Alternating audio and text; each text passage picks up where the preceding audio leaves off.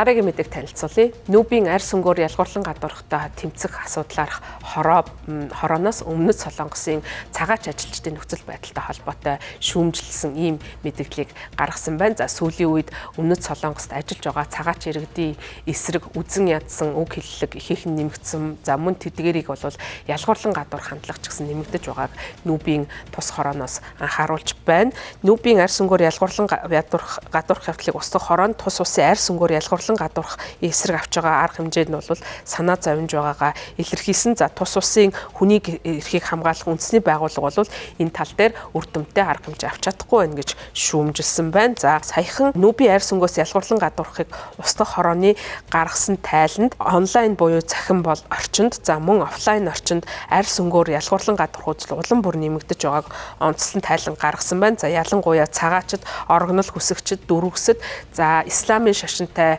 иргэд болон хятад гаралтай хүмүүсийн эсрэг арь сүнгөөр ялгуурлан гадуурх үзэл бол ихээхэн дэлгэрч байгааг онцлсон байна. Бүгд найрамд Солонгос улсын хувьд 1978 онд арь сүнгөөр ялгуурлан гадуурх бүх хэлбэрийг устгах тухай олон улсын конвенцэд нэгдэн орсон. За түүнээс хойш Нүүбд бол тогтмол энэ талаар бол хяналт шалгалт хамрагдаж дагаж мөрдөж байгаа одоо зөвлөмжийг нь мөрдөх үүргийг хүлээн авсан байгаа. За энэ жилийн энэ арь сүнгөөр ялгуурлан гадуурхтай холбоотой асуудлаарх тайлан бол 2018 оны 12 дугаар сараас хойш гаргаж байгаа анхны тайлан болж байгаа юм байна. За Нүүбийн одоо энэхүү хороо нь бол бүгд найрамд Солонгос улсын хүний эрхийн комиссийг өсөн нэмэгдэж байгаа эдгээр асуудлыг шийдвэрлэхэд үр дүнтэй арга хэмжээ авахгүй байна гэж шүүмжилсэн байна. За мөн эдгээр асуудлуудыг хэрэгжүүлэхэд арь сүнгөөр ялгуурлан гадуурхыг шийдвэрлэхэд учир дутагдaltaй үйл ажиллагаа явуулж байгаа. За мөн хамгийн тулгымдсан асуудал бол цагаач ажилчдын эсрэг одоо ийм системийн хэмжээнд ийм хөдөлмөрийн мүлжлэг байгаа байдлыг бол онцлсон байна. За хэд хэдэн одоо санаа зовоосон асуудал байгаа дотор бол цагаач ажилтныг цалингуугаар ажиллах за мөн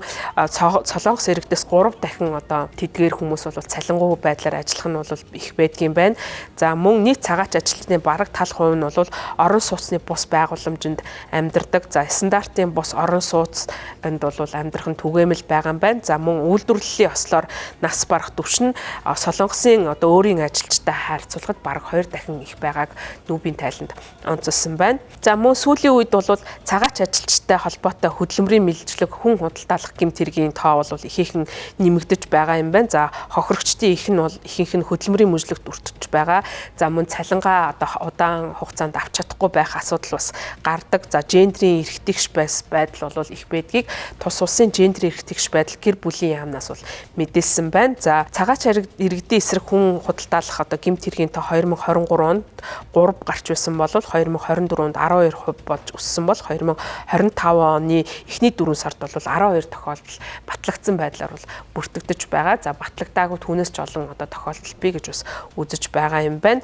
За Солонгост эрсдэл өндөртэй салбарт ажилладаг цагаач ажилчдыг эмзэг байдал нь бол ихээхэн нэмэгдэж байгаа юм байна. За тэдний үйлдвэрлэлийн ослоор нас барах нас баралтын түвшин Солонгос улсын иргэдээс 2 дахин их байгаач ажилчдын нөхөн олгор авах боломж нь хязгаарлагдмал хохирогчдод үзүүлэх тусламжийн тогтолцоо байхгүй хэвээр байгааг онцлон тэмдэглэсэн байна. За хөдөлмөр эрхлэлт хөдөлмөрийн яамны 2024 оны судалгаагаар хөдөө аж ахуйн салбарт ажиллаж байгаа гадаад ажилчдын 6.7% нь орон сууцны бус барилгад амьдардаг гэдгийг хороо онцлсон байна. Мөн 2020 оны 12 дугаар сард хүлэмжинд амьдарч байсан цагаач ажилчин нас барсны дараа тус улсад бол барилгын гэрчлэгийг нэвтрүүлэх тогтолцоо хэрэгжүүлж гисэн гэвч энэ нь бол хангалттай байдлаар хэрэгжихгүй байгааг онцлсон байна. За мөн цагаач ажилчдыг ялгуурлан гадуурх үзэн ядах гэмтэрэг бол газар авч байгаа гэдгийг сүүлийн үед онцолж байгаа. За тухайлах юм бол Дээгүү хотод исламын сүмийг барихыг одоо эсэргүүцсэн олон нийтийн эсэргүүцэл гарч байгаа. За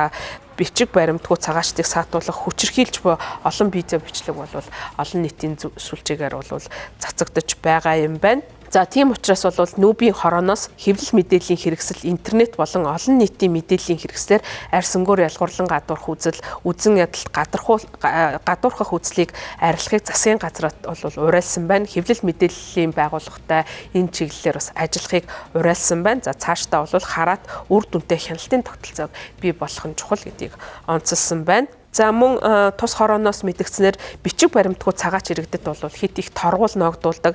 Солонгос дүүргсээр ирсэн хүмүүсийг илрүүлэх үзлэг бол удаан хугацаагаар хойшлуулж байгаа, хязгаарласан. За цагаач хүүхдүүдийн сурах боловсрох эрхийн баталгаатай байдлаар хангалтаагүй, харьяалалгүй хүмүүсийг хамгаалах хууль тогтоомж байхгүй зэрэг одоо системийн шинжтэй хид хідэн доголдол байгааг энэхүү одоогийн тайланд онцолж илрүүлсэн байна. За тийм учраас бол хүний эрхийн байгууллага комиссийн гишүүдийг томилдог бие даасан нэгдсэн байгуулах шаардлагатай. За түүний үр нөлөө нь иргэд нийгмийн харилцаанд ихээхэн нөлөөлөх боломжтой учраас энэ байгууллагын бие даасан байдлыг хангах чухал гэдгийг онцлсан байна.